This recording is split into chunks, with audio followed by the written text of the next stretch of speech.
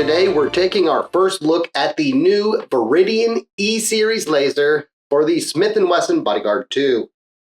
Viridian asked if we'd be interested in checking them out, and we thought it sounded like fun, so here we are.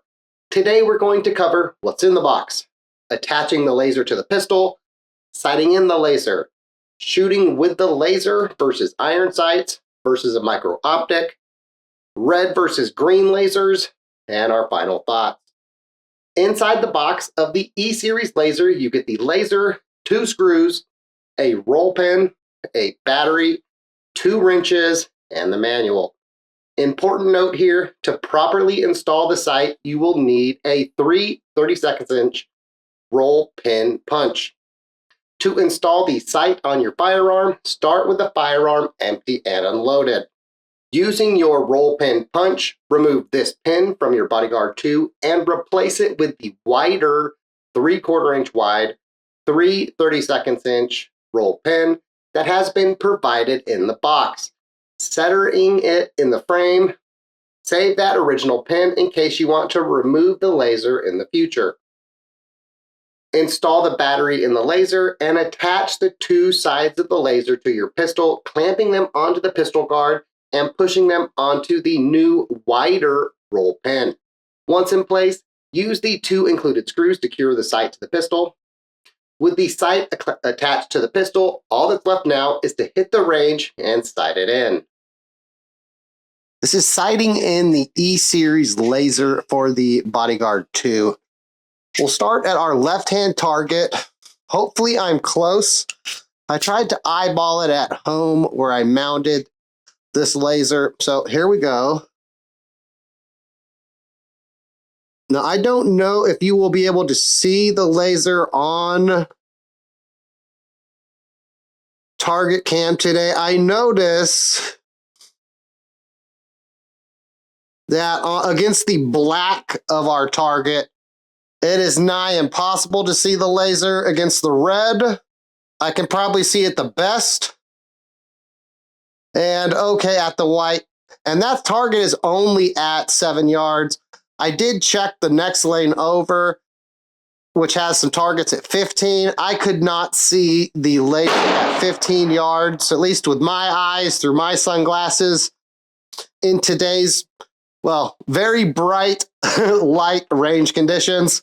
So while they say you can see the laser up to 25 yards in daylight, at least for me, it's going to very heavily depend on how bright that daylight is. Anyway, here we go. Let's go to firing some shots now. I will do 3 shots and then we will assess.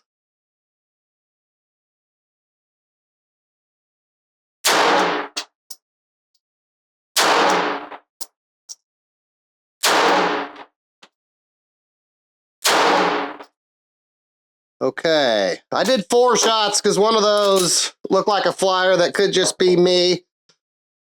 In general, I'm going to say we need to bring the light up slightly. They do include the wrench. I did giggle a little when I saw it. I'm like, what is this? A wrench for ants?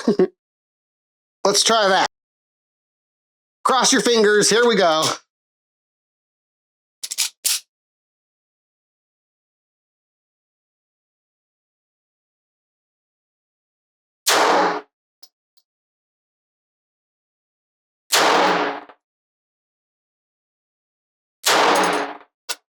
Okay, that was the wrong way.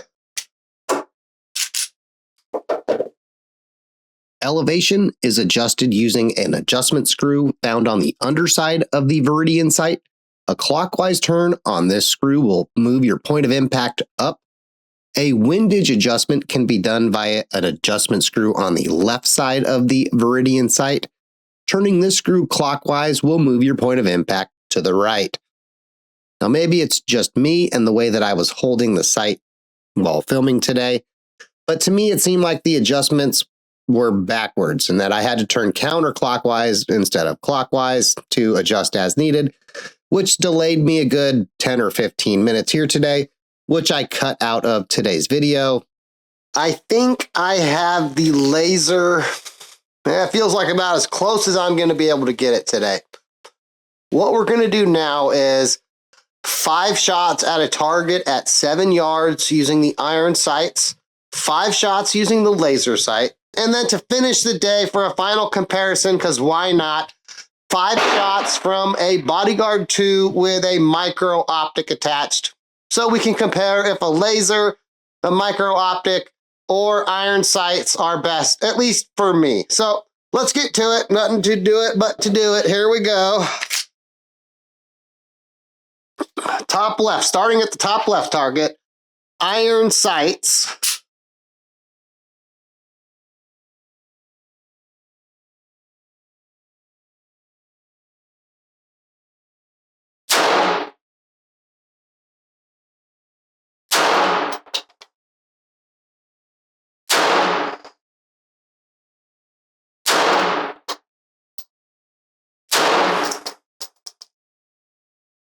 Okay, first shot was a little low. That was just me. Next 4, we'll say good enough for the range and target ammo. Let's turn our laser on. Okay, laser is on. Top right target. Here we go.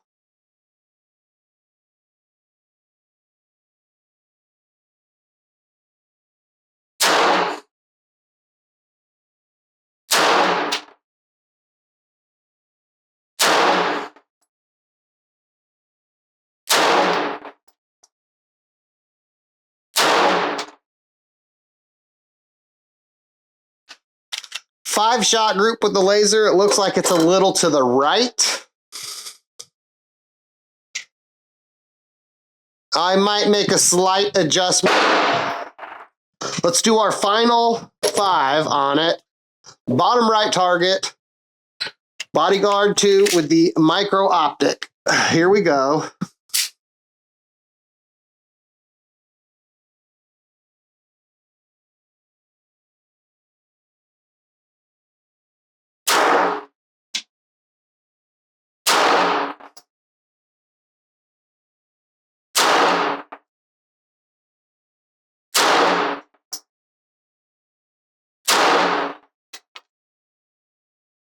Okay, unless I saw that wrong, first 2 through the same hole, second 2, a snowman beneath it, 5th one a little to the left.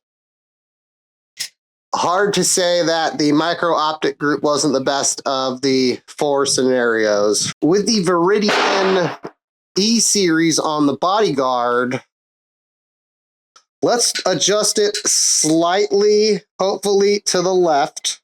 We'll do 5 more. And we'll see if we get the same. Well, we'll see what happens to our group. Here we go. Hopefully I adjusted that the right way.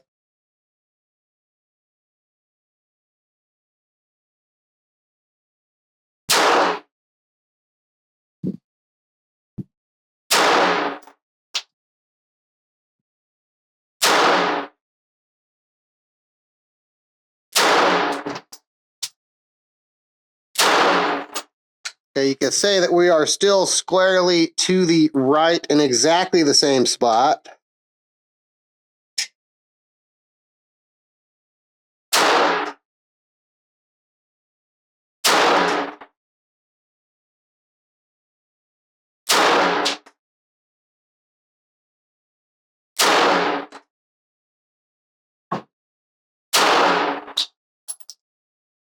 It's hard to get tiny adjustments with how small that little Allen wrench for ants is.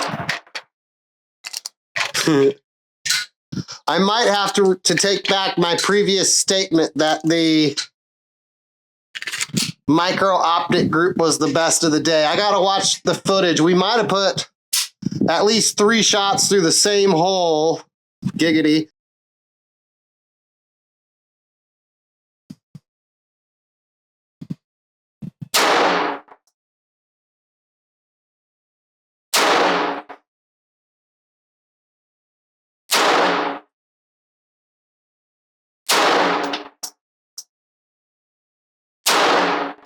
Okay, that's definitely as good as I can get it.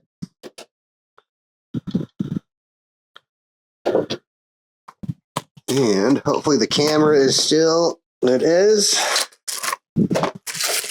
And just so you can see here, this is the green one, not mounted on the pistol, but I have the battery in it. And look at how much brighter that green one is. Let's put the red one up next to it. It's almost so dim you can't see it compared to how bright the green one is. You almost lose the red one on the black next to the green one. It's almost impossible to see. Okay, and then compared to the old, ancient, shall we say, laser, the battery is has died on me. Now that we've seen this red laser in action, let's take a minute to talk about red versus green lasers. Red versus green isn't just a question of which color N is better. When it comes to the magic of science, the human eye sees green better. Flash back to that Roy B. Biv from grade school, and you'll notice green sits right in the middle. When it comes to the human eye's ability to see color, the structure in your eye responsible for that, they're called cone cells. Human eyes have small, medium, and large cone cells. If you look at this graph comparing cone cell response versus the wavelength of light, you'll see that the highest density of cells is in the green portion of the graph. Human sees green better. When looking at some of the range footage from Target Cam today, it might not have been very obvious. However, this picture taken from across a dim room helps highlight some of the advantage green has on this brightness to the human eye front. When it comes to our final thoughts in today's video, I'd say the potential is there, but the big elephant hiding in the room has us at a bit of a roadblock. Holsters, or lack thereof, should I say. With how new this laser is, aside from generic one-size-fits-some holsters like maybe this sticky holster, I wasn't able to find any holsters available for the Bodyguard 2 and E-Series laser. This is a common problem outside of the extremely common and popular pistols and flashlights. Often you're left choosing from either expensive custom shop or generic kind of fits holsters. The first question I asked Viridian was about holster availability. The first question the crew asked me was about holster availability. Interestingly enough, Viridian does have a Kydex inside waistband holster on their website for E-Series carrying pistols, though unfortunately, at least as of the time of this video, the Bodyguard 2 isn't an option in that list. I've asked Viridian a few times if they had any plans to support the Bodyguard 2 with their holster in the future, and so far, I haven't been able to get a clear answer one way or the other, unfortunately. Let's move on. Holsters aside, I do think the potential is there for the Bodyguard 2 E-Series laser. Do I think it's for everyone? No. But there are plenty of people out there that don't care you think lasers are dumb. For whatever reason, they want one, and that's okay. As we saw today, in ideal conditions, I say the laser helped me shoot groups every bit as good as I do with the micro optic at what I'd call self-defense range. Push those targets back, and would the same be true? Well, probably not. But on a self-defense 380 pistol small enough to fit in your pocket, most people probably aren't pushing those targets out past 5 to 10 yards anyway. The on-off button I thought was easy enough to hit from either side. I found it to be positioned in a good spot, with the texture around the button making it easy to find. I'd say the 5-minute auto-off has the potential to get annoying come range day, but on the flip side, it's a nice battery saver to have when the range day ends and buttons accidentally get hit and unnoticed when packing things up. The sight took me, I'd say, a little longer than expected to zero. Most of that was adjusting in the reverse direction for too long, but some of it was in the fine adjustment phase. When you need to make a small tweak, you can feel the made-for-ants wrench flex, which made it tough for me to move the adjustment screw the tiny bit that it needed at times. But once I had the dot where I wanted, it put holes on paper well. It held zero well over the course of shooting a few boxes off camera today. When it comes to the size trade-off for having the laser on the pistol, Similar to our experience when having a micro optic, adding the laser will add to the size of the footprint of the pistol. For some, it may affect concealability, and it might push it outside the pocketable range. But for others who happen to find a holster they like, they'll be able to conceal it just the same as before they had the laser. Finding that holster that supports the laser is the biggest challenge that even the 2024 Handgun of the Year isn't currently immune to. You might be wondering, with us having the green laser, why didn't we use that one instead? Battery life. Between filming and the feeling out process, shall we say, it made more sense to use the red laser that had the better battery life. Between the two, outside the review and when I could find a holster I like, the green laser is the one I'd pick if I were to mount a laser on my Bodyguard 2. So how do you feel about lasers on your pocketable 380s? If you currently have a laser on your Bodyguard 2, what holster do you use? Were you able to find a good off-the-shelf holster that fits well?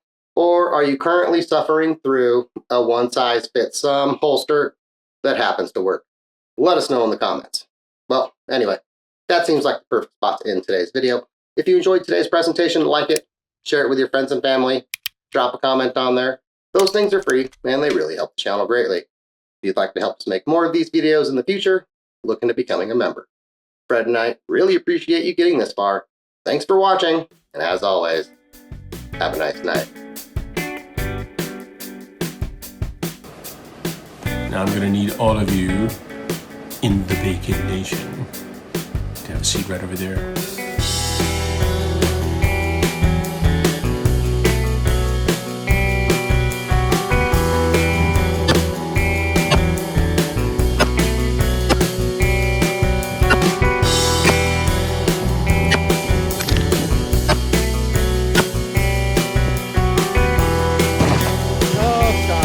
Did I get it? Yeah. 10 yards.